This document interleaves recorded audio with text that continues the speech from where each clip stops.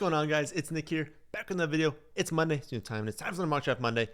You've been asking for a different one other than Fantasy Pros. So we're going to do a sleeper draft. I have not even really looked at the sleeper ADPs, so we'll kind of like see what my initial reaction is for all of those. But we will do a half PPR 12-team league for this one, and then I'll randomize the draft order here, one click, and that's what we're taking. 6 pick, all right? Sounds good to me. Do I have to save that? No? All right, let's begin. I'm pretty sure I don't have a timer on, but we will see what happens. Okay, good. We don't have a timer on. I like having the no timer with you guys so we can talk through the picks. So we definitely don't need that. Okay. How it starts off. Chase, Saquon, Bijan, Amon-Ra, and Jefferson. As I was saying, I haven't looked at the ADPs. I was staring at the ADPs, and I did see they have Amon-Ra like pretty high. They didn't have him over Jefferson, but they did have him, I believe it was over Neighbors and like over Lamb. I don't know. They had it pretty high. Again, I still think Lamb deserves to be picked over these guys. Interesting to have Puka as well this high, which I'm not going to argue with. I've given my love to Puka this season. I think he's going to have an amazing season. But yeah, interesting to see that. Okay. I think this one is pretty clear. You are taking the option of, will this cue it up? Okay, good. You're taking either the top running back in Jahmyr Gibbs or you're going with the top wide receiver in CeeDee Lamb. Again, sometimes we have to separate our minds from Underdog and from Redraft. In a Redraft league, running backs are extraordinarily important. And yes, wide receiver does fall off, but there are going to be slightly better wide receiver values when you're not in a 3 wide receiver format. I will say for this one, I set up for 2 flex spots. So even though it's half PPR, you can start 4 wideouts. So if you wanted to go super wide receiver heavy, that is fine. But I love this format. It's the format I use in my main league because anything is viable. Running back heavy is viable. RB0 is viable. Hero is viable. I wouldn't lean RB0, but again, viable. Anything you kind of want to do is okay to do. For me, if this is my main league, I'm just taking Jahmyr Gibbs here. I understand the argument against Gibbs being like, well, we had 1 million touchdowns. And if the team doesn't score 33 points per game, then that could be a concern for you. And I get that, obviously. My counter to that would be, well, if you don't think they're going to be as good, they're not going to be winning as often, doesn't that shift more of the workload from Monty to Gibbs? And if they're losing a couple of games, he's going to have more games where he has 6, 7, 8 receptions, and that's going to make up for not having as many touchdowns. Also, he's got room to get more touches as well. So we take Gibbs at 6. Again, I think there's a clear top 6 of Chase, Saquon, Bijan, Jefferson, Lamb, and Gibbs. If you want to move that around in any order you want because of some sort of like league format where it's like you just like doing running back early, you like doing wide receiver, just a strategy on your end, fine, but I think that's the top 6. Okay, after I go, decent amount of wide receivers. Lamb, Puka, Neighbors, Brian Thomas Jr., Nico, Ladd, and Drake London, Gentry, McCaffrey, Derrick Henry, and Achane, with Bowers going 2-2, which I do actually think we're going to see a lot. If you watched the tight end rankings video, I'm not a fan of like early, mid-second round Brock Bowers this season, and same thing with Trey McBride. So we're not going to take McBride. We're not going to take quarterback. It's going to be a running back or a wide receiver with this pick. Top running backs. Of course, we have, I'll bring up the queue here so we can kind of see. We have Bucky Irving. We have Josh Jacobs, Jonathan Taylor, Chase Brown. I think that's a pretty clear top 4. My rankings right now have it JT, Bucky, Jacobs, Brown. So we can move it into that order. JT, Bucky, Jacobs, Brown at wide receiver. A.J. Brown is a phenomenal pick. And yes, he is the top. I was going to say he's definitely got to be the top player in the ranking. We've got, let's see, Ladd got taken, right? Yeah, Ladd got taken. So Tyreek, T, and Marv are the next kind of grouping. JSN, that is very high for JSN. But yeah, Tyreek and T, and then you wouldn't need to queue up Marv at this point. I don't think Tyreek and T would really be in consideration for us. If we knew A.J. Brown was a top wide receiver, why on earth would we not take him when he's also top by ADP? I think there's a case to be made if you wanted to go with someone like Jonathan Taylor at this spot. You love RB starts. You think you can hammer wide receiver mid-round. I'll say that was better last year. So last season, it was set up really, really well. You had suppressed values of a lot of these running backs. People were scared of the older running backs for really no reason. They go out and dominate. It was a great strategy to take the discount last season, grab all these amazing mid-round wide receivers. And we had Godwin, we had Neighbors, we had so many wide receivers going the middle rounds that were just locks to be really, really good. Of course, you have the Godwin injury, but it was like the wide receiver 1 or 2 before he was getting injured. That's last season. It's not as much the case this season, so I don't love RB starts as much unless you can go like Genty McCaffrey, or like if you love Achane, getting like Genty Achane, McCaffrey Achane, doing something like that where like you could hit on 2 running backs that are like top 3. I don't think there's much of a case to go JT, when also there's not a huge difference between like JT and some of these running backs, and maybe we can cross our fingers, maybe one of them is there at our next pick. So I think AJ Brown's a pretty clear pick. Go Gibbs and then go AJ Brown. After we go, it looks like a lot of running backs do come off the board, which, fortunate, unfortunate, we can still capitalize on wide receiver value at this pick. But Bucky, Jacobs, JT, Chase Brown, Kyron Williams all go. We see JSN and Garrett Wilson off the board. So still our second wide receiver there, Tyreek Hill. And then we see Josh Allen and Lamar go at quarterback. That makes sense. Probably not going to go quarterback. I think it would be fine. I have Jaden Daniels at 309. We're at 306. It'd be fine if you really want to go with an elite quarterback build. I'm not going to talk you out of drafting Jaden Daniels or Jalen Hurts this season. They're both going to be very, very good. They're both really good values in drafts. I probably wouldn't do that. I definitely wouldn't take, I don't want to say I definitely wouldn't take McBride at this pick, but I don't think that's where the value would be for our build. I feel like if I want to go 3rd round tight end, it's either I could take Bowers this early, or I go like late 3rd round and take Kittle. Mid 3rd just like doesn't set up as well for me. I still think there's too many really good players. Obviously, again, Kittle's very good, but I would rather take Tyreek Hill. I'd rather take T. Higgins. I would rather take some of these running backs. I'd rather take Breece Hall. I'd rather take Amari Hampton. So I think that like this kind of setup, like there's just too many really good players to where like once those guys are gone, once we make our way into that like 3-4 turn, if you want to take Kittle at that point, I think that's a really good time to target him. Mid 3rd is just a little bit too early for me.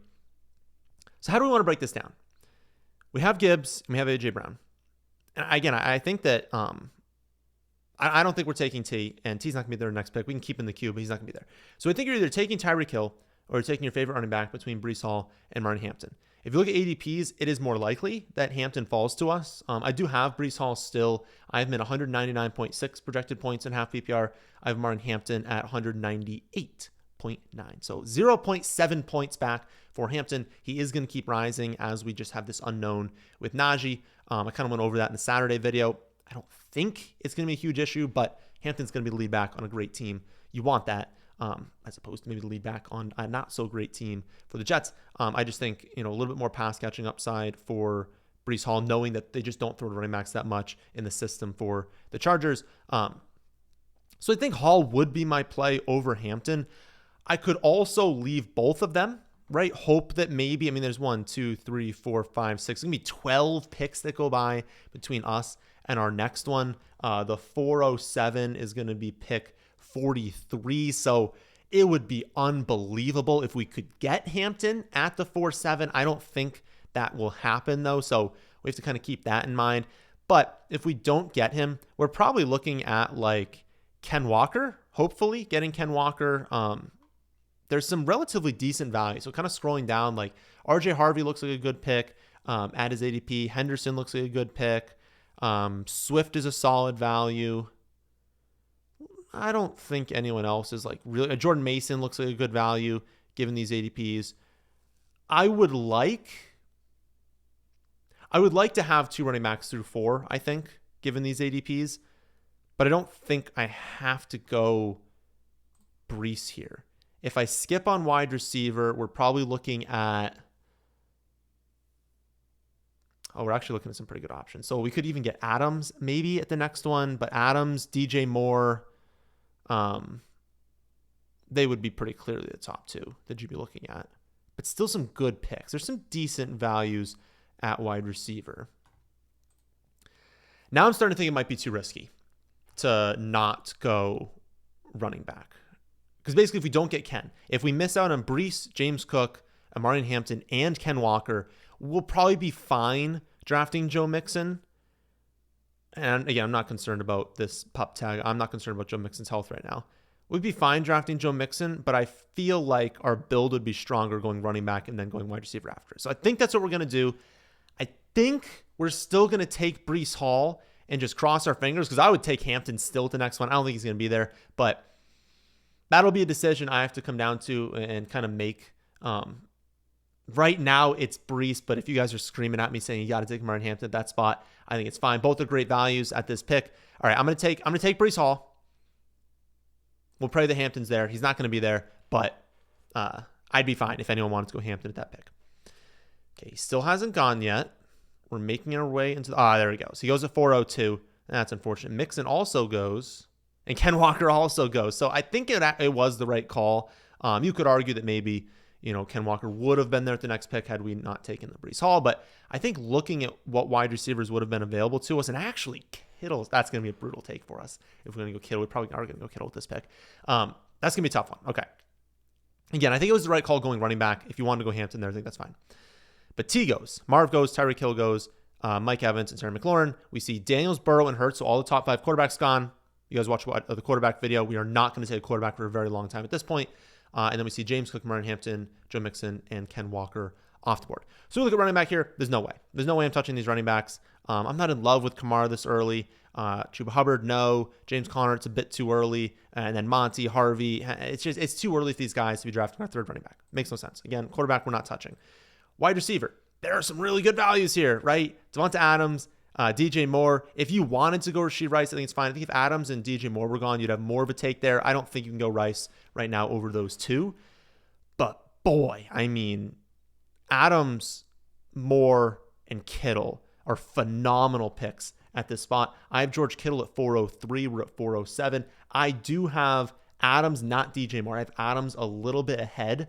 I think given our build, I'm very tempted to just take George Kittle, grab someone who was literally first in points per game last season among tight ends and is a better spot this year, who could absolutely explode and be the top scoring tight end by 2 or 3 points per game, even in a good season for McBride and Bowers. I think that's the upside that Kittle has this season.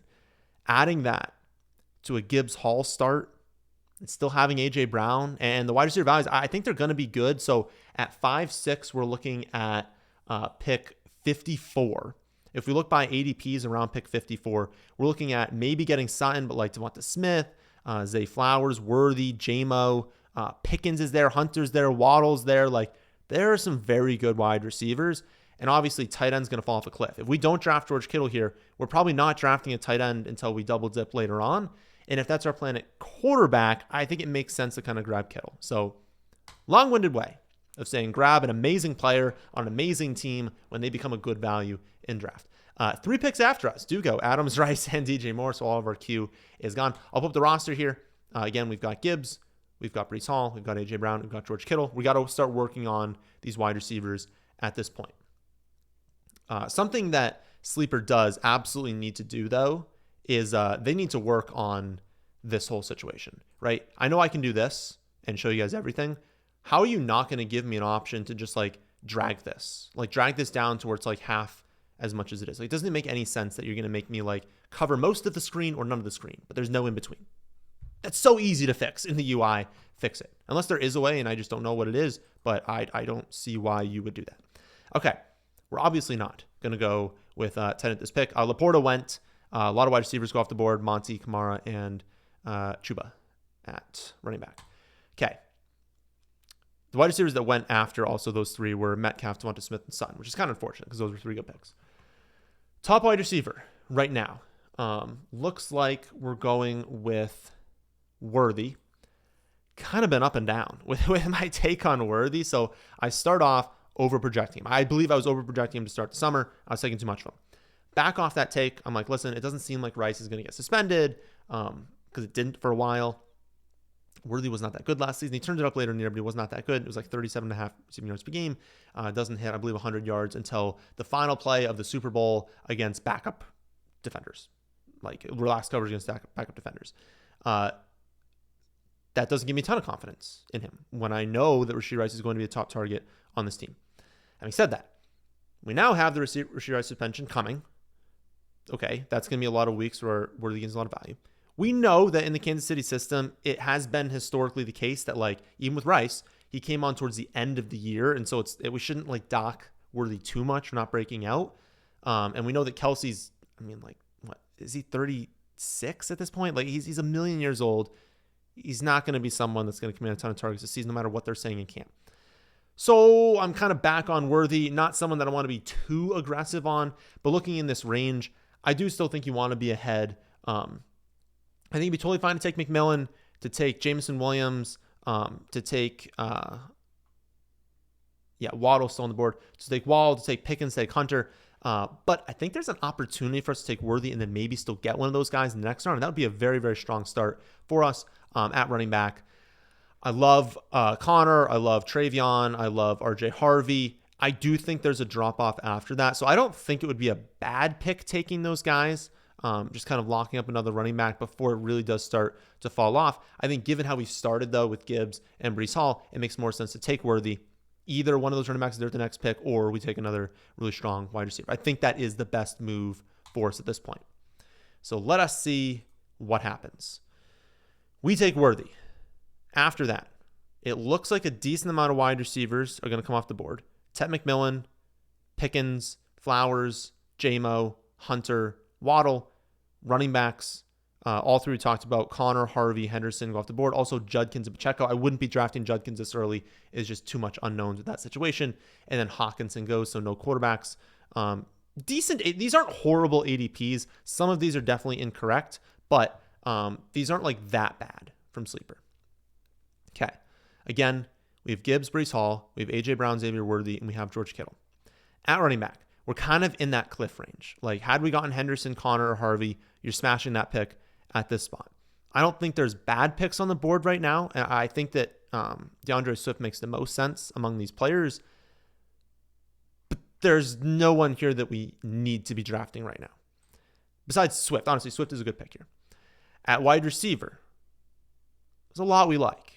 I mean, we like Addison, Olave, Judy, Ridley, Adunze. Like, these are all very, very good picks to be making at this spot. And we do have the opportunity still to draft or to start 4 wide receivers every week. In terms of the rankings, it is Ridley, Adunze, Olave, Jawan. I'm curious where they have Jawan. Wow. They have Jawan buried. So Jawan would be a must draft. He would make a must draft list on Sleeper. That's something you can't ignore, is that value. Where is 102? 102 is like the mid-9th round. Okay, so we would take him in the mid-8th round. We would go a round ahead of ADP to take Jawan. So maybe factor that in to our decision here. If we know we can get Jawan here, Egbuka's a great value. Let's try and start off. What are the great values at wide receiver here? That's the cliff, though. So after Egbuka. So Egbuka's a great value at, did I miss him? Oh, at 117. Again, Juwan Jennings is a great value. Honestly, Downs and Pittman are good values here. I think everyone else looks pretty accurate, but then also the range that we're currently in right now, Ridley would be our top wide receiver, so we should just start him, kind of queue him up. So Ridley or Swift? Rankings-wise, it's Swift. I think draft strategy-wise, it's probably also Swift. He really does represent kind of the last, or actually, wait, we should see where, Jordan Mason is at 116. Okay. So let's map this out. In round 8, we want Jawan. 906 is looking like, okay. I feel like it's round 8, Jawan. Round 9, you go one of Egbuka or Mason, and then you hope the other one's there in 10. I feel like that's how you kind of want to play it. And I think with that strategy, you take Swift here. Maybe you go another wide receiver in 7. You do that strategy 8 through 10, and then you start looking at quarterback after that. I think that's probably the best move that you have. ADP-wise, they're saying that Swift should go in the early 7. So, yeah, it wouldn't really be worth risking at that point. I think you do it. I think you take Swift. You hope at wide receiver it's not too bad after that, and you go with our plan for the other players. Still Ridley on the board. Nice. Okay, so Ridley's still there. So Olave, Judy, Godwin, Addison, and Odunze go. Pollard, Aaron Jones, and Caleb Johnson go at running back, and then we see Mahomes and Baker Mayfield off the board. So that works out for us. We take Calvin Ridley. There's not really any sort of decision to make at that point. Next round, starting to see the quarterbacks, but again, this is not a range of quarterback you really want to be attacking. There's not that much difference between these guys in the next round or in the later round guys, but there is at running back and wide receiver. So we've got Gibbs, Hall, and Swift. We've got A.J. Brown, Worthy, and Calvin Ridley. Still, I think, a little bit thinner at wide receiver than we'd like to be, but we also have George Kittle, and we're going to get 2 good quarterbacks. So I'm still feeling good about this. After our pick, we see Myers, Shakir, Debo, and Pierce will go. We see Tracy, Brian Robinson, Warren, Najee, and Etienne off the board. See, this is a range where it's like, that's just not an amazing range to take running back when I got Swift. And I know it's a decent drop-off after those guys, but after you go to like Swift, Pollard, Aaron Jones, Caleb, I think Mason deserves to be in that grouping. There's a drop-off into this range. And so I like kind of what we did there with DeAndre Swift. Okay. Again, it's not the Mason pick right now. We go Juwan. So Juwan is, I don't want to say pretty clearly, like I still think that like Diggs is a good pick. Again, Juwan was the play here. I think Diggs is a good pick. I think that like Reed is fine. I think Golden is fine. Again, Downs, Mooney, Pittman, Egbuka. But Juwan, I think, is kind of far and away, needs to rise in the ADPs on Sleeper here. So I think you just go with him and lock him up. You see what happens at, and again, I don't care having him and Kittle. Like, this is such a good offense that it truly does not matter. You want to be drafting a lot of players on really good teams. I don't care about the correlation. They lost a lot of players. They're both going to be very good this season. All right. This is working out for us. So after we go Juwan, Reed, Kupp, Ayuk, and Golden, we see tight ends start to go. Some people taking 2 tight ends. I guess just one team taking 2 tight ends. Warren, Jonnu, way too early for Jonnu, and Ingram, and then Goff, too early for Goff, and then Caleb Williams, again, too early for some of these guys, in my opinion. We'll see. So Sleeper's actually having computers draft multiple, so that's good for us. Do we kind of get a simulation of a team drafting Lamar and Caleb, which you wouldn't do, but some people in your league will. So I know you wouldn't do. You watching this video, you can still draft a second, but you wouldn't draft Caleb. You would draft someone much later. You go to like, the Penix, the maybe like Lawrence, but like Lawrence, Penix, Bryce Young, you go to that range of quarterback. You wouldn't go to the Caleb Williams range. Like, you're just losing too much value there. But some people in your league might do it. Is kind of what I was getting to before. Okay. Hold the roster. Again, Gibbs, Hall, Swift at running back, A.J. Brown, Xavier Worthy, Calvin Ridley at wide receiver. So we have now filled up both the flex spot. And we do have George Kittle at tight end. If we look at quarterback, Kyler is still actually a very good pick at this spot. Where do I have? I have Kyler at 709. We're at 906. So Kyler should have gone before Caleb, gone before Goff, been right in that range of Mahomes, Baker, and Bo Nix in that 7th round. So there is actually a case to be made that we're getting such a good value on Kyler you could avoid.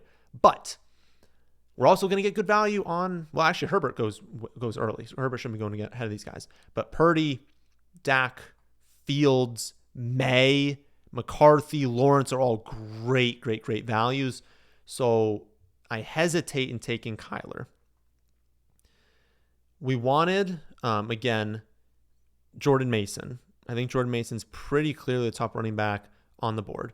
At wide receiver, I said we could have taken Ibuka here, but like I'm still taking, actually really only Diggs really. Diggs and like Mooney would probably be the 2, but really Diggs. Diggs would be the top guy over Egbuka. We would kind of play it like this. We'd probably play it like that. Yeah, how would we play this? Because Kyler's not going to be there. Theoretically, we've listed off a lot of wide receivers. I'd be good with any of Diggs. Mooney like limped off the field the other day. I don't think it's anything, but monitor that. But Diggs, Downs, Mooney, Pittman, Egbuka. I would like one of those 5. I don't think all 5 are going to go. So maybe we risk it and we wait till the next round in 10 The thing is, we can't take Kyler, then one of them, and Jordan Mason. So we can kind of only have 2 of the 3.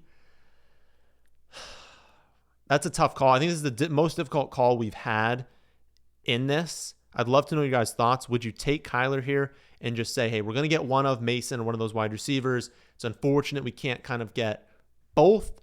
Or do you say, no, I'm taking, one of these guys and Mason. But honestly, I don't think you do that because, like, there's no guarantee you get Mason. Someone can take Mason.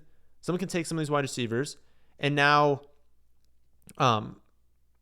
if you planned on taking a wide receiver here and getting Mason and you don't end up with him, you're going to be sad that you passed up on Kyler. And the same thing if you take a wide receiver, or you take Mason, assume you're getting a wide receiver. Look, what if the wide receivers go and now you're like, oh, I should have just taken Kyler. So I actually think Kyler almost just like gives us such a better chance of locking one of them in because we don't draft one of them. So we still leave Mason. We still leave the wide receivers on the board. We'll probably will get one of them after that. So I think I'd go Kyler, which I'll do, but I'd love to know your thoughts on that decision. I think that was just too good of a value. None of these guys, Mason was close and Diggs was close, but Kyler was still a better value in the rankings. And I technically have Kyler a couple spots behind ADP, actually, interestingly enough. Okay. After we go, Diggs goes to pick after, to be expected. Downs, Pittman, Mooney, Keelan Coleman go. We see Njoku, Kincaid, and then run it quarterback, Herbert, Love, and Fields. So Ibuka and Mason are there. That's a tough one. I think I'd go Mason. I love Ibuka, and I wish I could get him on the team. He's going to be on the must-draft list. That actually might be out. I'm recording this on Friday. After I record this video, after I edit the Saturday video, I edit this video, get them both up. I'm going to continue working on the must-draft list. I already have tight end done, most of running back done, quarterback I'm working on right now, and then I'll finish wide receiver. So that might be up on Friday or sometime this weekend.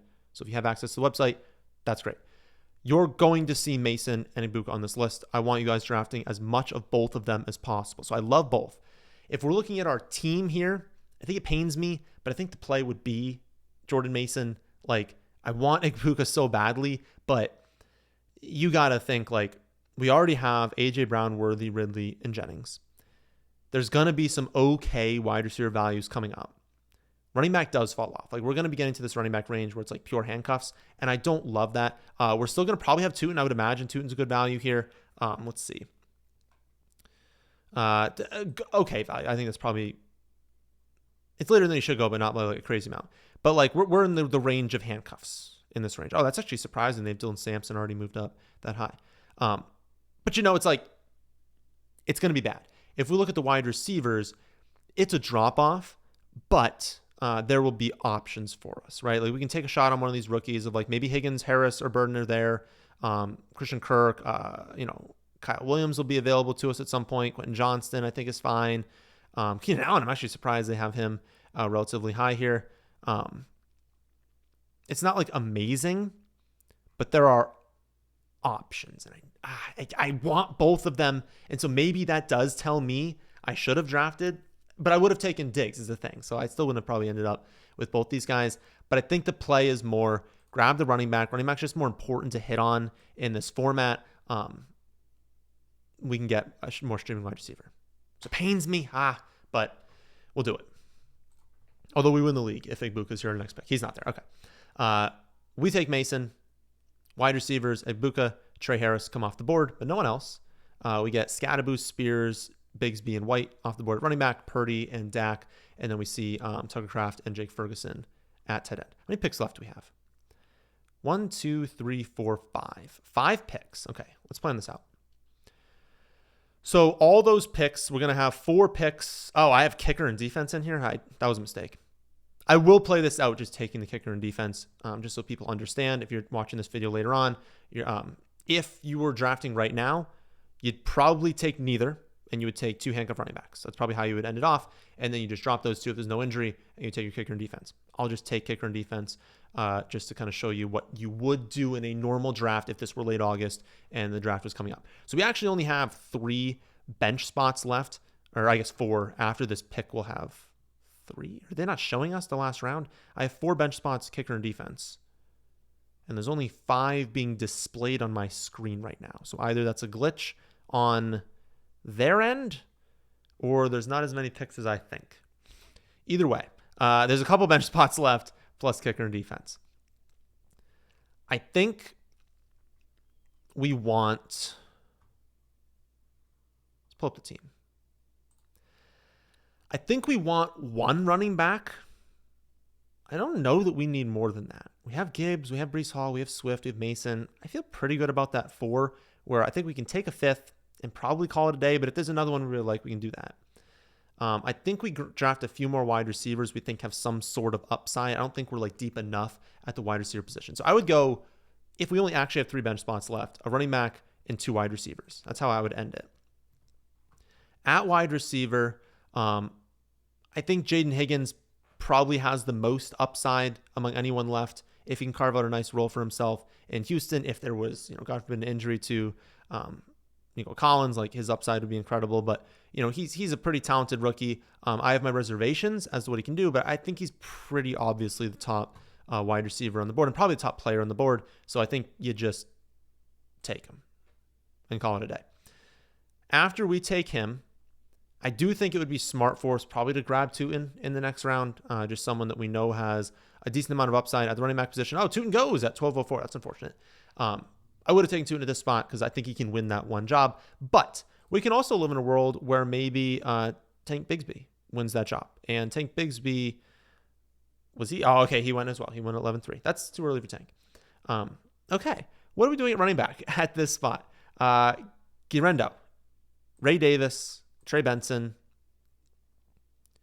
Jerome Ford to a degree, but I still think they're going to sign Judkins. It's not going to be an issue. It's going to be an issue. He's going to be suspended, but it's not going to be something where like I really want Jerome Ford on my team. I just don't think he's going to really still do anything.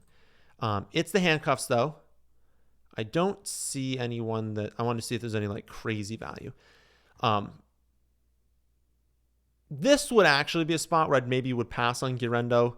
Having Juwan, having Kittle. Okay, now we have a third San Fran player. I don't really know that I want all 3 of them, so I'd probably pass on him. Odds are one of these guys will be available at the next pick, so if there's a wide receiver we really like, I could go with them. I'm just not a big Burden fan. I think Kyle Williams,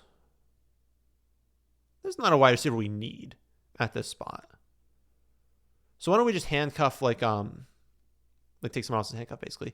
Why don't we take, I think I have Ray Davis as the next highest. But whoever you like more. Ray Davis, Trey Benson, Algier. Why don't we take Ray Davis? Who knows? Maybe something actually happens with this contract situation. Maybe James Cook gets annoyed, leaves practice. I don't know. Something could happen where you're not sure there. Kyle Williams goes. Interesting. But yeah, I think among those guys, Ray Davis made more sense for us than Guerrero. I probably would have taken Guerrero if we didn't already have like kind of San Fran stacked up a little bit too much. All right, we do that. Again, I think we have that running back. I think we just take our favorite wide receiver here. I think Quentin Johnston makes the most sense. I'm a little bit nervous about, I don't know, him not being good. I guess I think the role is there. I don't know. I think Keandre Lambert-Smith it could be a problem.